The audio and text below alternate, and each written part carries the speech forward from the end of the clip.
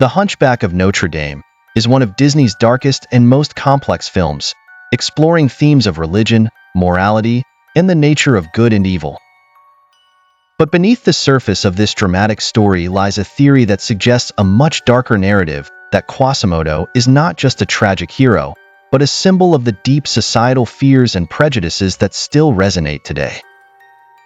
Quasimodo is a character who lives on the fringes of society, hidden away in the bell tower of Notre Dame. His physical deformities make him an outcast, someone who is feared and shunned by the people of Paris.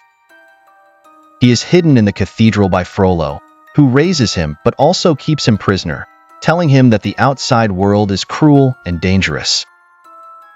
This relationship between Frollo and Quasimodo is deeply disturbing, as Frollo manipulates Quasimodo, making him believe that he is unwanted and owes his life to Frollo.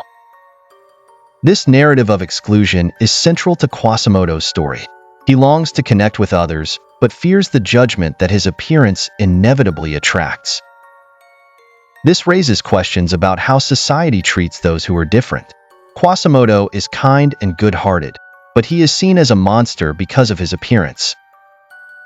This reflects a dark truth about society. We often judge people based on their external appearance rather than their true nature. But Quasimodo's tragedy goes beyond his physical appearance. He is also emotionally manipulated by Frollo, who uses his position of power to keep Quasimodo under control. Frollo represents moral hypocrisy, as he sees himself as righteous and pious but commits acts of cruelty and abuse. He is obsessed with controlling both Quasimodo and Esmeralda, the gypsy who defies his authority and whom he desires but also despises. The relationship between Frollo and Esmeralda adds another dark layer to the story. Frollo sees her as a symbol of temptation and sin, but also as an object of desire. This creates an extremely unbalanced power dynamic, where Frollo uses his power to try to dominate and destroy what he cannot have. Esmeralda's struggle against Frollo is a fight for freedom, not just for herself but for all the marginalized and excluded. In the end, Quasimodo's tragedy is that despite his kindness and bravery, he is never fully accepted by the society that rejected him from birth.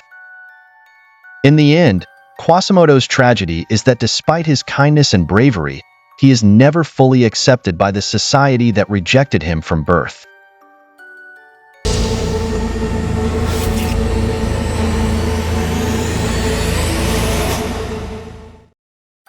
The story of Aladdin is a classic tale of adventure, love, and magic, where a poor young man discovers a magical lamp containing a genie who can grant him 3 wishes.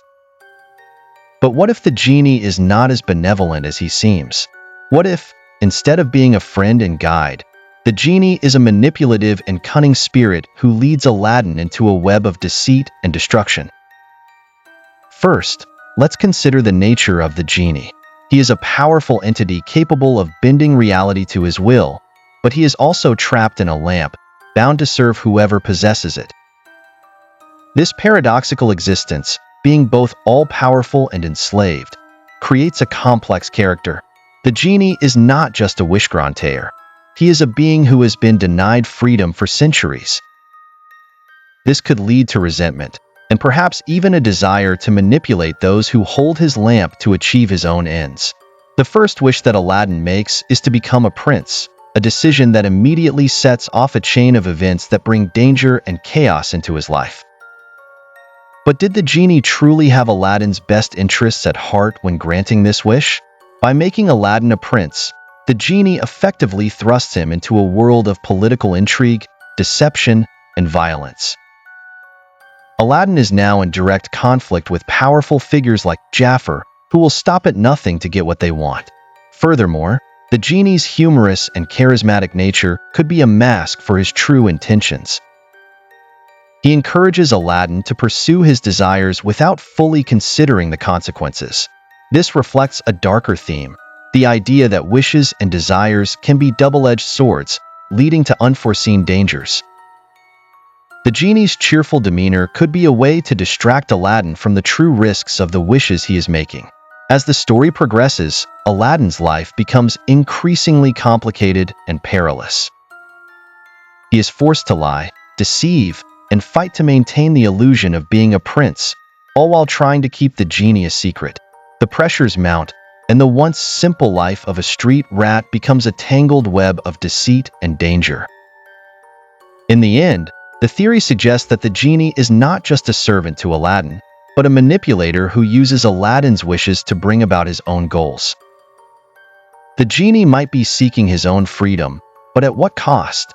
Is Aladdin just a pawn in a much larger game, orchestrated by a being who has mastered the art of manipulation over centuries of captivity?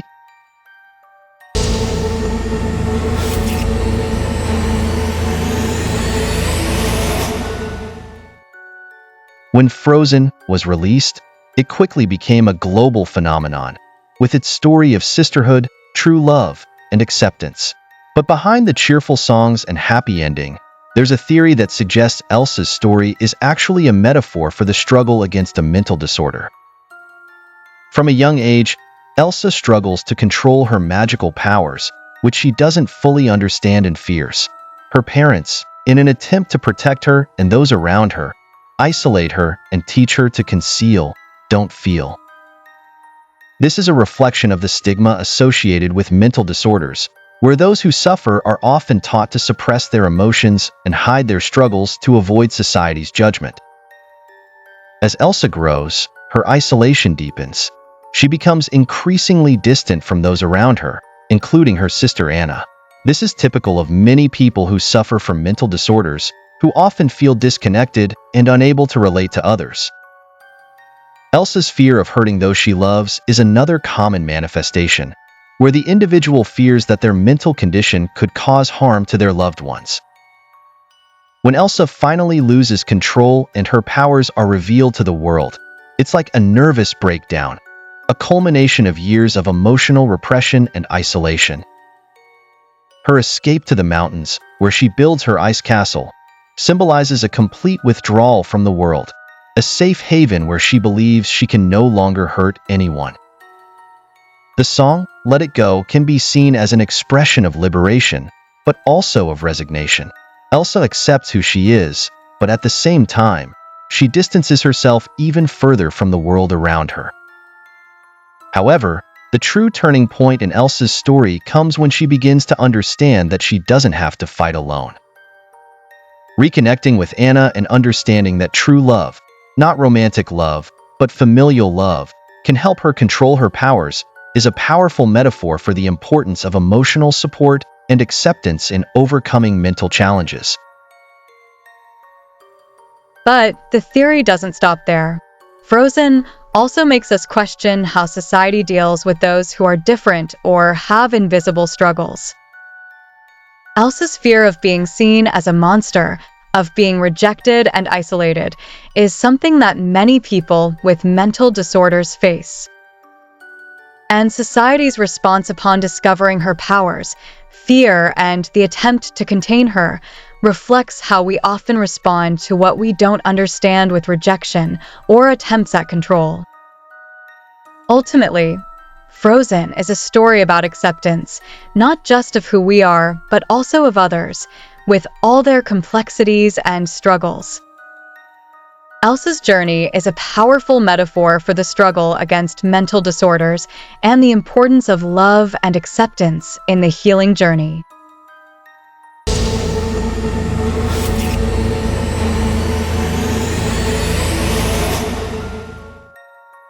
We all know the story of Ariel, the young mermaid from the Little Mermaid, who falls in love with a human prince and dreams of living in the world above the waves.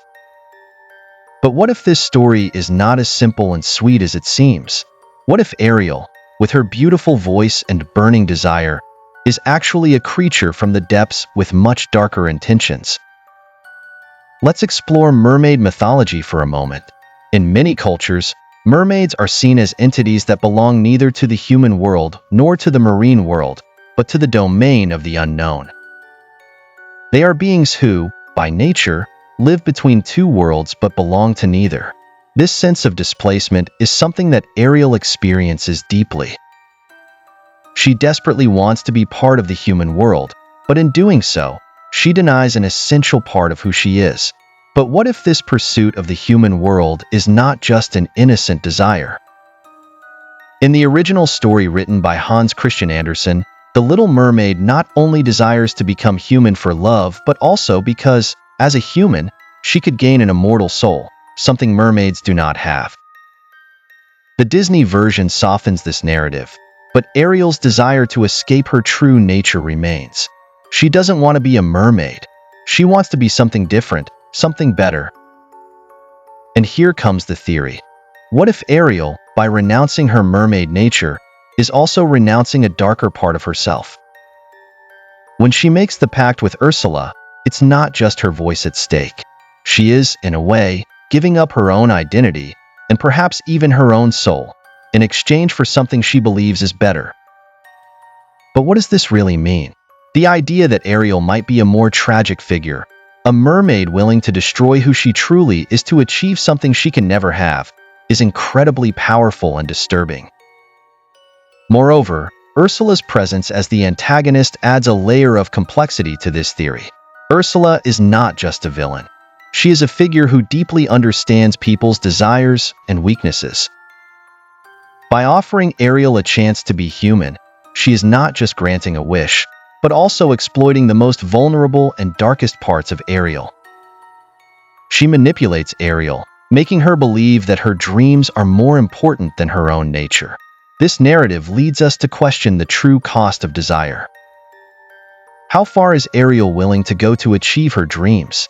And deep down, is she aware of the darkness she is bringing into her own life by making this pact?